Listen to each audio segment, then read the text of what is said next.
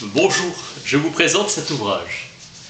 Marcel Gauchet, Philosophie des sciences historiques. Le moment romantique.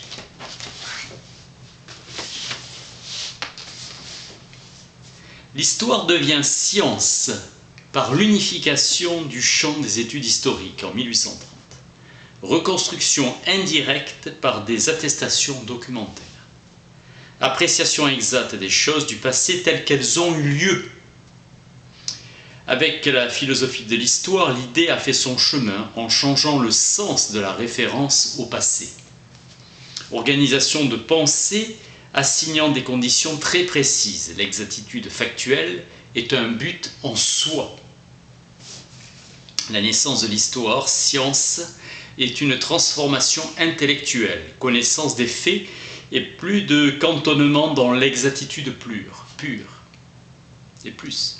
Établir la vérité de ce qui fut. L'exigence de vérité sensible est son pendant exact avec l'exigence de réalité et de totalité au plan intelligible, l'explicite de ce qui a d'abord été vécu.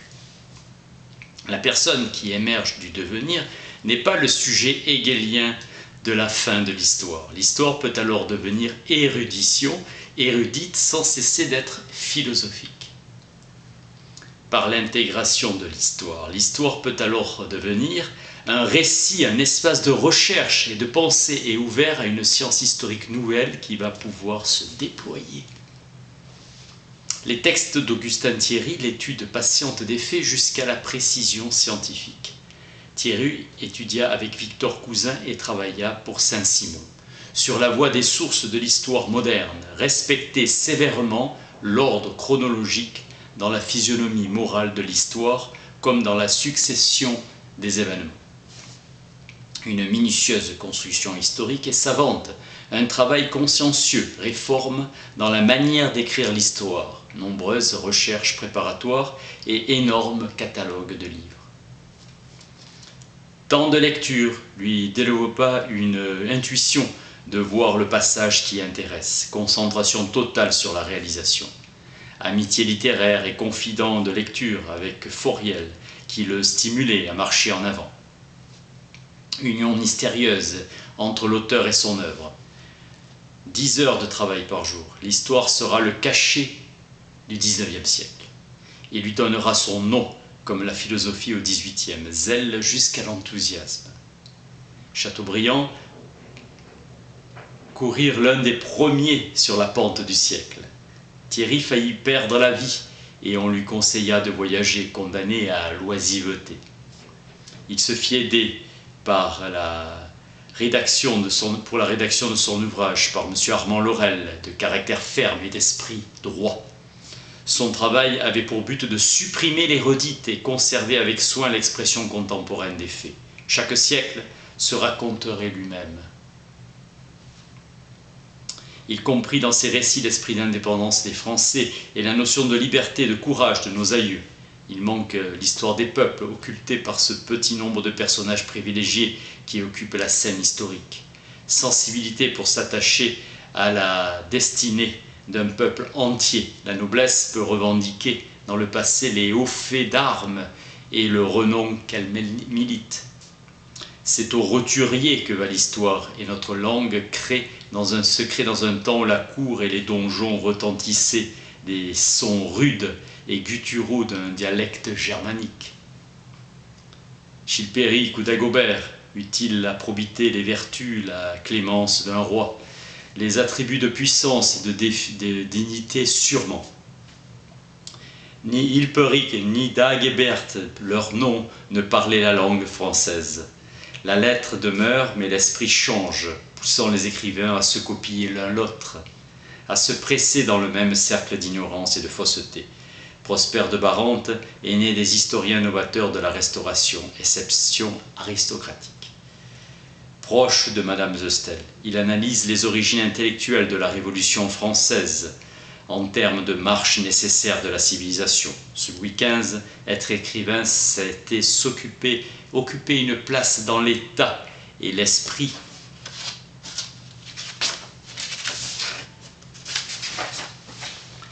était devenue une puissance. L'oisiveté forcée de Barante comme Guizot le tourne vers l'étude et les travaux littéraires. Guizot traduit Shakespeare, qui lui traduit Schiller. Il lui traduit Schiller. Sous-esprit de l'histoire, impartialité de l'imagination. Rendre attachants les récits, montrant l'auteur amusé du spectacle, juger et raconter à la fois, mettre du mouvement dans le récit et agir par comparaison avec d'autres nations. Lire le témoignage du vrai et on y cherche une instruction solide et de comparaison avec le présent. Fuir l'esprit de servilité qui a transformé nos écrivains historiques en historiographes officiels, sujet d'hommage plutôt que sujet d'observation. L'autorité royale invoquée comme une providence suprême. L'éloquence demande à l'imagination de lui prêter son charme. La philosophie s'élève sur les ailes de la poésie. Raconter, pas juger comme Tite-Live, c'est le talent du récit, élever et fortifier la pensée humaine. Tableau de la vérité, aucune supposition, langage simple, l'absence complète de tout artifice, tout recommandé par Quintilien. Le rhéteur, l'empreinte d'une époque avec l'étude minutieuse des dates. Et cela exige beaucoup de soins, actes officiels, pièces de chancellerie. M. de Buffon disait quand on voulait lui faire connaître quelqu'un, « Montrez-moi ses papiers ». Faites présenter avec clarté. Fait présenter avec clarté en suggérant au lecteur la réflexion et les jugements à l'appréciation de l'esprit humain. Le berceau de la féodalité était le droit du plus fort. Charlemagne avait échoué dans la noble entreprise de répandre la lumière et de créer l'ordre. Vassals et seigneurs contractèrent ensemble des mutuelles obligations, mais le sujet du maître féodal ne trouvait jamais la sécurité promise en retour de sa soumission. Le vassal résistait et le suzerain n'obtenait point d'obéissance. Régime précaire. Philippe le Bel introduisit les représentants des communes, une nouvelle classe de citoyens, ses sujets en droit. Charles V eut un gouvernement occupé avec constance durant 15 ans du bien commun, de la paix publique et de l'établissement de l'ordre. Non pas roi aventureux d'une nation d'hommes d'armes, mais il s'entoura de sages conseillers et tout fut délibéré avec réflexion. Son frère Philippe le Hardi obtint sa confiance. Université et cours de justice devinrent chaque jour plus importants. Aristocratie paisible, amis du bien public et sage. Origine de l'esprit parlementaire, François Mignet et l'histoire de la Révolution française, ère des sociétés nouvelles, comme en Angleterre, la Révolution a commencé l'ère des gouvernements nouveaux, les deux changeant toute l'existence intérieure de la nation. En France, la noblesse avait perdu tous ses pouvoirs. La Révolution a remplacé l'arbitraire par la loi, le privilège par l'égalité. Dans la monarchie, la nation était souveraine et le roi un chef militaire. Le roi était héréditaire, non comme roi, mais comme possesseur du fief. Louis XIV usa de la monarchie absolue et interdit toute opposition aristocratique par des révoltes, du Parlement par des remontrances, des protestants par une liberté de conscience. Sa cour assujettit les grands, ils reçurent plaisir et faveur au prix de leur dépendance.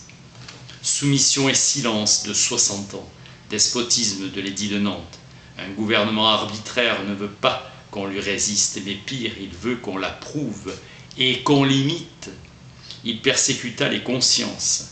Le despotisme épuise ses moyens par ses succès et dévore son propre avenir. À sa mort, l'esprit d'obéissance laissa place à l'esprit de discussion. L'anarchie se mit dans son sein.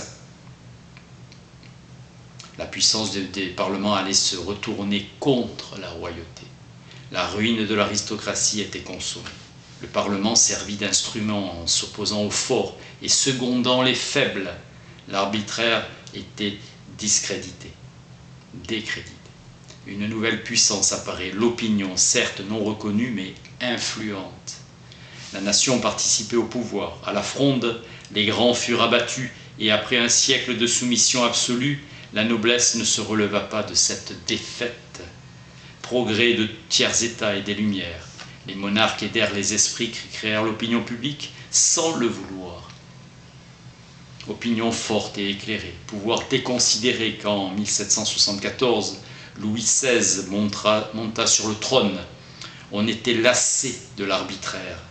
Louis XVI avait l'esprit juste, le cœur droit et bon, mais sans détermination de caractère. Influence de la reine.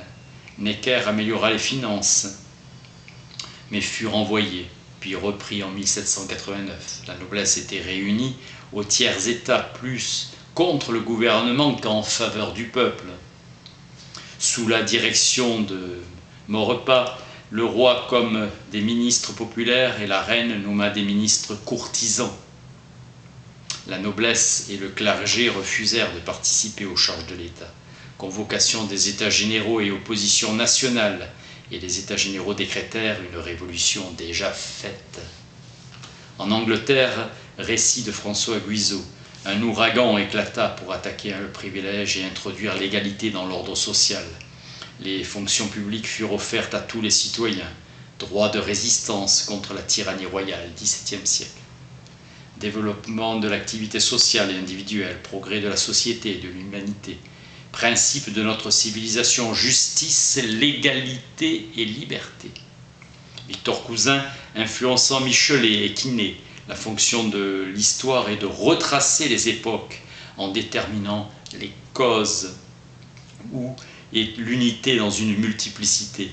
On ne connaît le vrai qu'en passant par le réel. Son histoire intérieure. Turgot apporta la doctrine de sa perfectibilité humaine. Jules Michelet travailla sur Vico, Jean-Baptiste Vico. Connaître d'abord, juger ensuite, vouloir que les faits soient vrais dans les moindres détails sous une forme scientifique et établir une tendance historique, génie prophétique de Vico. Il plaida qu'une fois pour défendre son père et renonça au barreau. Il enseigna le droit, puis très vite se retira, 9 ans pour suivre en liberté la route que lui traçait son génie et se partagea entre poésie et philosophie. Ses maîtres, Platon et Dante, Tacite et Bacon, il écrit la science nouvelle. Il osa attaquer le cartésianisme, il opposa la sagesse instinctive que Dieu donne aux nations. La lecture de Grotius fixa ses idées, 1719. Connaître, vouloir, pouvoir. Les principes uniques en est l'intelligence et son œil et la raison. La raison reçoit de Dieu la lumière du vrai éternel. Toute science vient de Dieu, retourne à Dieu et est à Dieu. Tout ce qui s'en écarte est faux. Il conçoit pour l'humanité l'espoir d'une perfection stationnaire. La religion, principe producteur et conservateur de la société, théologie sociale. Démonstration historique de la providence. La philosophie contemple le vrai par la raison. La philologie observe le réel, c'est la science des faits et des langues, caractère des vérités universelles et éternelles. Marche de la civilisation, âge divin ou théocratique, âge héroïque et enfin âge humain ou civilisé, les temps obscurs, fabuleux et historiques. Auteur de notre civilisation, Zoroastre, Hermès, Orphée, l'idolâtrie fut nécessaire au monde sous le rapport social, terreur pour dompter l'orgueil.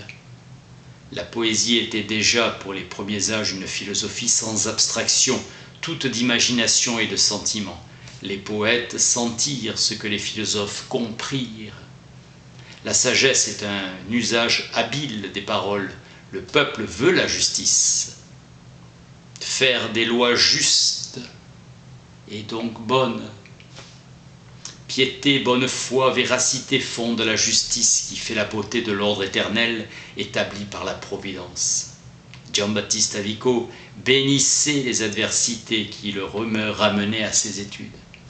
Retiré dans sa solitude, il méditait en enviant rien à Socrate, dont Phèdre disait « L'envie le condamna vivant, mais sa cendre est absoute. Que l'on m'assure sa gloire et je ne refuse point sa mort. » Edgar Quinet, 1827, inconnu des anciens, l'histoire universelle est une gloire pour les peuples modernes. L'homme seul a la conscience des temps qui ont précédé son individualité. Autour de lui, les créatures n'ont pas d'annales. Seul il sait qu'avant il soit tiré des êtres qui lui ont préparé la place. Seul il sait qu'il meurt et que tout lui survit. L'histoire est le spectacle de la liberté. La protestation du genre humain contre le monde qu'il enchaîne, le triomphe de l'infini sur le fini, l'affranchissement de l'esprit, le jour où la liberté manquerait au monde, l'histoire s'arrêterait. Poussé par une main invisible, le genre humain triomphe de lui-même. Chaque effort atteste que l'univers l'embarrasse et le gêne. Voyageur pressé, parti de l'Inde, Babylone, qu'il brisa, s'enfuit chez les Perses, chez les Mèdes, dans la terre d'Égypte. Il brise Palmyre, Ecbatane et Memphis, toujours renversant l'enceinte qui la recueille. Il quitte les Lydiens pour les Hellènes, puis les Étrusques, les Romains pour les Gètes. Où finiront ces aventures? Permanence du monde matériel, l'homme a pour compagnon l'univers entier. Mouvement éphémère de Chaldée, d'Égypte, de Phénicie, de Thèbes, de Sagoth, de Rome l'implacable. La connaissance précise des faits, de l'RDA lui suffit, l'RDA. Élévation constante de l'âme, l'esprit fait d'immenses progrès et l'âme reste jeune. Noble théorie du devoir, l'école de Kant. Tout peuple est un dans l'unité de l'esprit, Victor Cousin 1828. Le peuple est l'identité de la généralité, une des idées de l'époque et l'humanité est le dernier mot de l'ordre universel. La gloire est le cri de sympathie et de reconnaissance. Il faut songer à faire, à beaucoup faire, à bien faire, à être, et non à paraître. Tout ce qui paraît sans être bientôt disparaît. La gloire est contemporaine et il n'y a jamais un grand intervalle entre le tombeau d'un grand homme et la gloire. Toute individualité, quand elle est détachée de la généralité, est pleine de misère. Ils sont petits dans le détail de leur vie, vicieux et méprisables. Le grand homme accomplit le dessein de la puissance supérieure qui est en lui et par lui. En accomplissant un dessein supérieur, il croit accomplir ses intentions personnelles. Mesquine. Du sublime au ridicule, il n'y a qu'un pas. Le grand homme appartient à l'histoire. L'homme est sa partie vulgaire, ridicule et comique. Le drame romantique prend l'homme tout entier pathétique. Les considérer parce qu'ils ont fait et non parce qu'ils ont voulu faire. L'Inde n'a pas d'histoire car l'homme ne se prend pas au sérieux et ne prend pas note de ce qu'il fait car ce qu'il est lui appartient à peine et ne se croyant pas digne de mémoire et abandonne l'histoire à ses dieux. Chronologie des mythologies.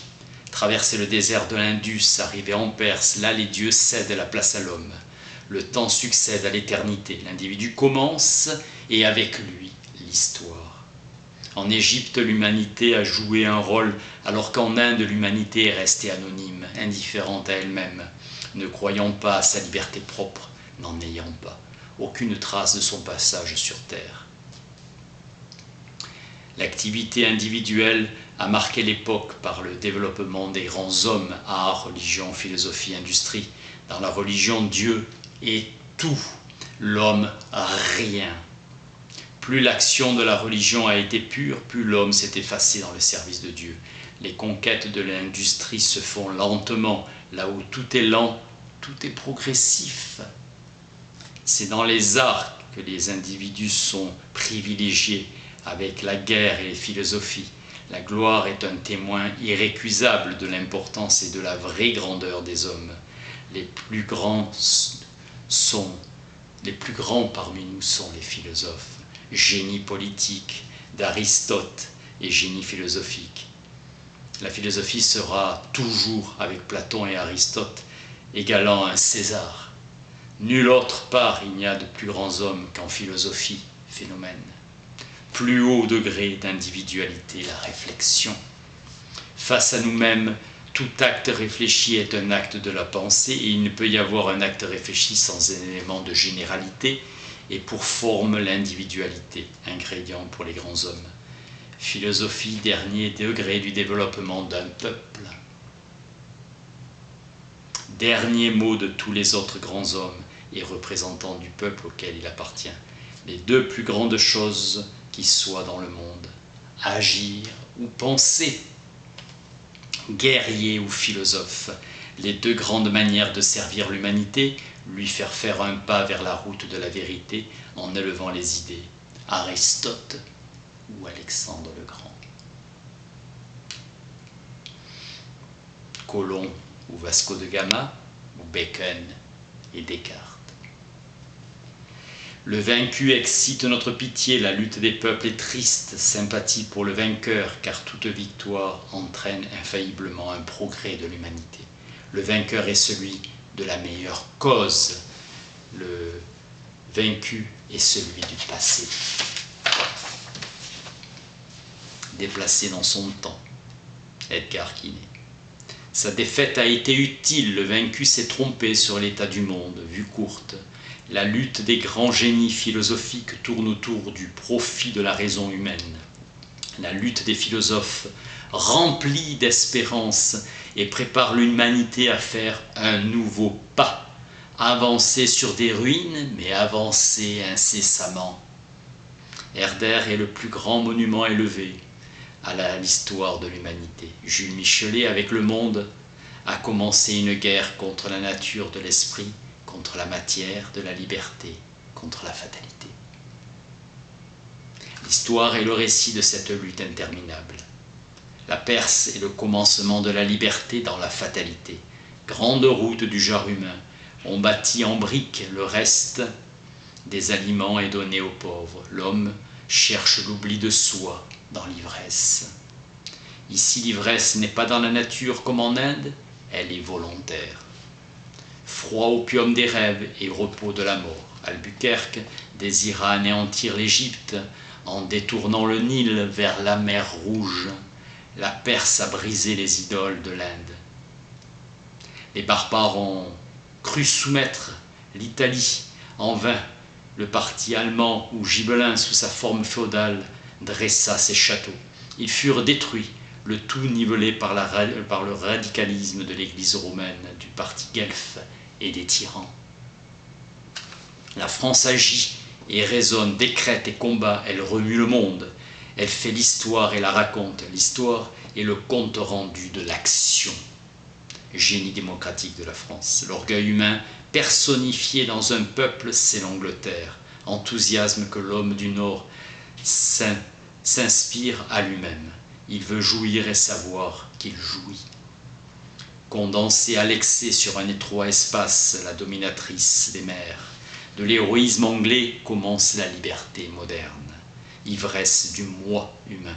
Qui veut connaître les destinées du genre humain doit approfondir le génie de l'Italie et de la France vers la route mystérieuse de l'avenir.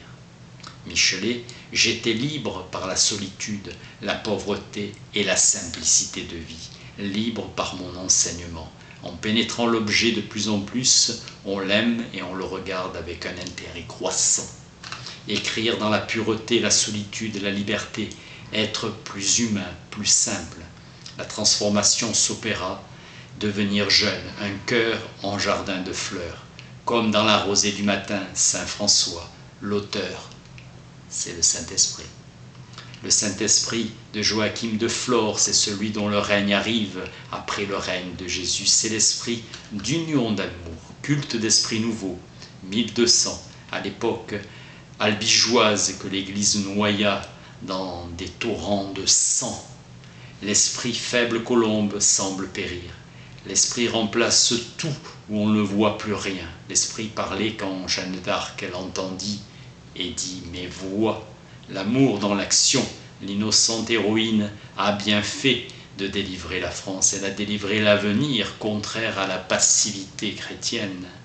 Le sublime est le point où la nature est le plus elle-même en sa hauteur profondément naturelle. Le cœur grandit dans les excès de misère. Jeanne Hachette sauve les Beauvais, sauve Beauvais. Ce paysan, le grand furet, dans mes recherches, l'austère réalité. le grand Ferré. Dans mes recherches, l'austère réalité, nos martyrs t'attendent. Nous avons accepté la mort pour une ligne de toi. Plongé dans le peuple, personnalité spéciale de chaque ville. Que de jours de labeur et d'études au fond des archives. 1870.